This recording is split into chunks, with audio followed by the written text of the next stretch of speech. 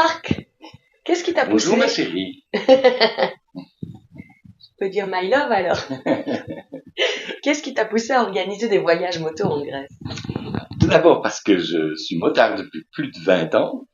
Et donc j'organisais des road trips ici en Belgique et notamment aussi en France avec un groupe de motards depuis plus de 10 ans. Et il y a 12 ans, j'ai découvert la Grèce par ton intermédiaire, donc par l'intermédiaire de ma chérie.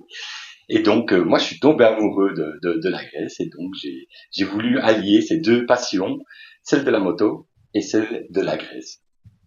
Première question qui est arrivée, à quoi ressemble une journée type de tes road trip moto?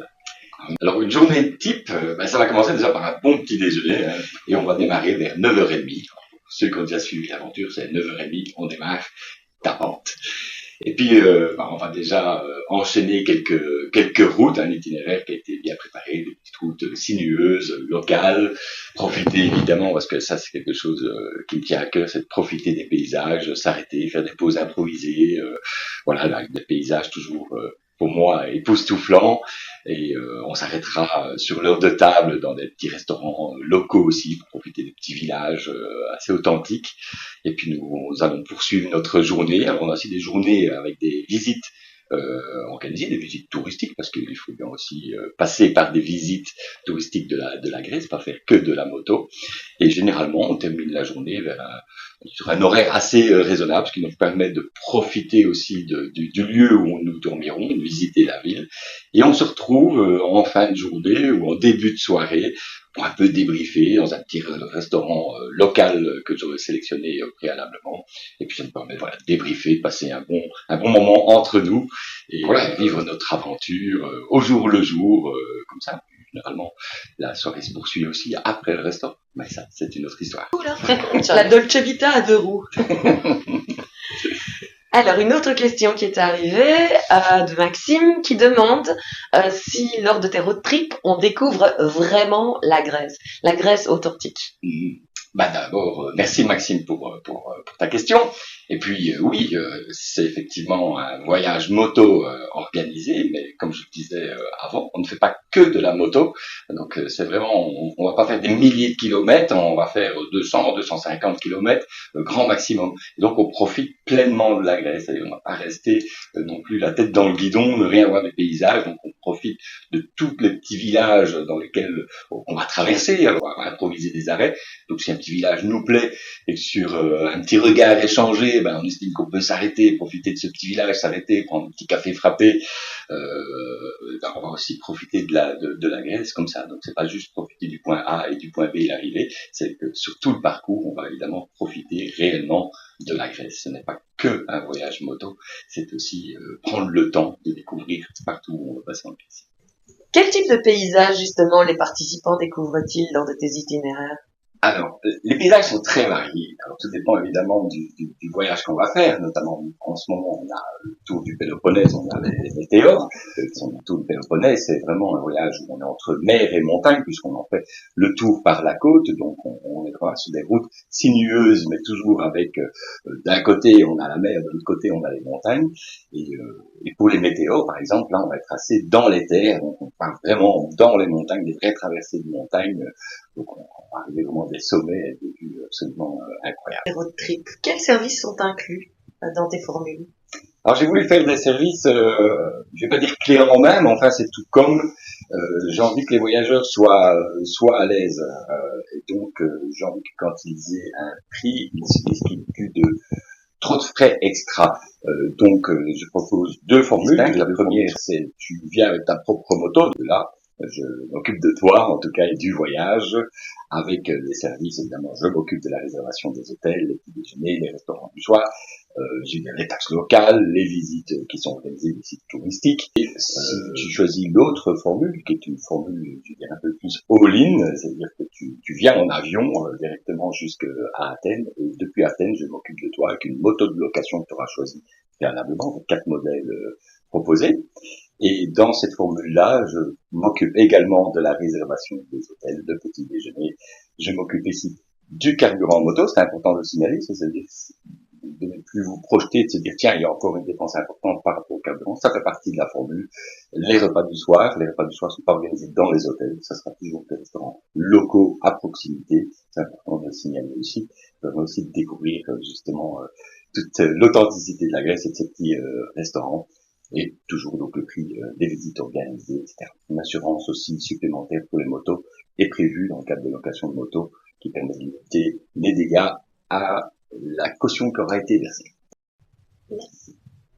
Est-ce que les road trips sont adaptés à tous les niveaux? Alors les road trips sont adaptés pour le moment à tous les niveaux. Sur chaque monde, on a des niveaux qui sont entre 3 sur 5 et 4 sur 5. Ça veut dire qu'ils sont adaptés pour tout le monde. Ils sont pas si compliqués. 4 sur 5, ça veut dire que c'est déjà un peu plus intense. Mais ça veut pas dire non plus que si on est un jeune motard, on peut pas le faire. C'est juste qu'on va être sur des parcours un peu plus intenses, beaucoup plus de virolo, plus soutenus, et c'est absolument accessible à tout le monde. Quel type d'hébergement sont prévus? Alors, petit lit de camp, en dessous d'un arbre, non, je plaisante.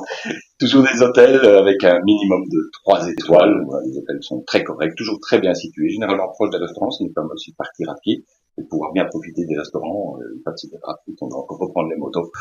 En tout cas, dans la majorité des cas, on peut aussi avoir des hôtels avec une sélection avec une piscine, etc. Tout ça dépend du nombre de voyageurs que j'ai et de la disponibilité des hôtels. Que dois-je remporter pour le road trip? Alors, si tu me rejoins avec ta moto, ben, t'emportes tout sur ta moto. Si tu me rejoins en avion, ben, à part tes affaires et ton équipement de moto, alors, on voyage quand même dans des périodes où il fait assez chaud. Donc, je dirais qu'en équipement motard, ben, comme tout motard qui se respecte, prenez ce dont vous avez besoin. Ben, moi, je mettrai l'accent sur l'obligation d'avoir son casque et des chaussures adaptées. Et puis, le pantalon très léger, puisqu'il fait quand même très chaud. Les vestes de moto légères. Mais en règle générale, la météo, elle est comment pendant les... En règle générale, la météo est séjours plutôt très bonne et très chaude.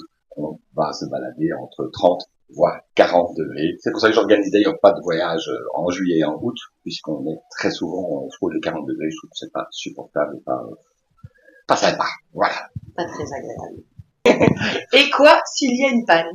Alors, en ce qui concerne pas une crevaison, etc., bon, j'ai quand même un équipement de base que je prends avec moi pour toute crevaison, donc on arrive à se débrouiller sur place. J'ai un gonfleur, j'ai de quoi réparer les pneus, etc.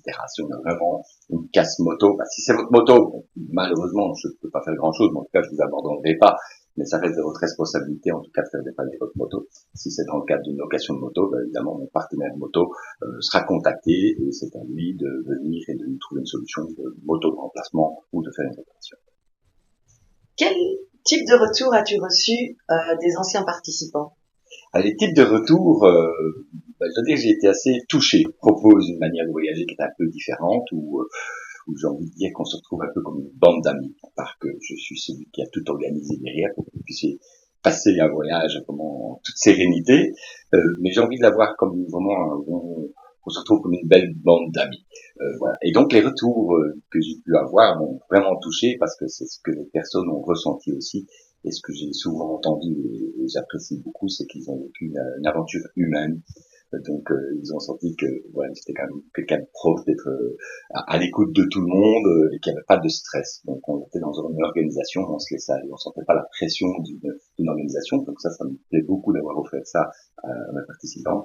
Et puis c'est surtout voilà ce côté humain, c'est le côté de je suis là, je suis pas en train de faire un boulot, j'ai juste envie de vivre une aventure avec les participants qui vont venir.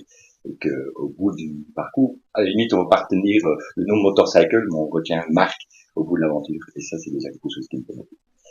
Et donc, le second retour aussi, c'est que les personnes qui viennent, les participants, en tout cas, retrouvent aussi et ressentent cette passion que j'ai de vouloir partager la Grèce et tout ce que je connais de la Grèce. Et je sens que les personnes, en tout cas, qui ont participé ont eu cette ouverture je veux dire, à apprécier la Grèce telle que moi je l'apprécie, d'être des fois avec les yeux carquillés dans une montagne, et chacun apprécie aussi ces moments-là. C'est aussi des retours que j'ai pu avoir, c'est qu'ils ont ressenti la même chose, donc ils ont ressenti cette passion. C'est pas quelque chose qui est lourd pour eux, c'est vraiment ils ont vraiment apprécié ce partage de passion, en tout cas pour mon voyage. Pourquoi recommanderais-tu tes road trips à un motard passionné? D'abord parce que le voyage organisé en Grèce, ça vaut bien qu'il y en a d'autres qui organisent aussi ce genre de voyage. Je pense que c'est surtout la manière dont je vais partager le voyage, l'aventure. Comme je le disais, ça pèse pas sur les épaules du voyageur, c'est organisé, mais on est très relax. J'ai pas de problème à improviser certaines routes, à faire des pauses qui ne sont pas prévues entre guillemets, et je suis surtout pas collé à ma montre. Donc j'ai envie que chaque voyageur profite. C'est pas qu'un voyage, c'est aussi des vacances. Il faut qu'ils ressortent non pas crevés, mais qu'ils reviennent en tout cas chargés de bons souvenirs. Voilà. Quelles sont les autres destinations de road trip que tu comptes proposer prochainement?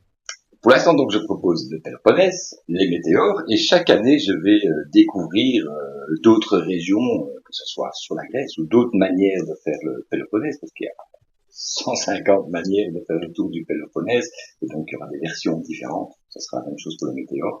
Mais j'envisage aussi de découvrir la Crète, qui sera une autre sorte de voyage, évidemment, parce qu'on part directement sur une île, le transport de moto, c'est un peu plus compliqué. Mais en tout cas, la Crète est aussi une des destinations que j'aimerais bien proposer.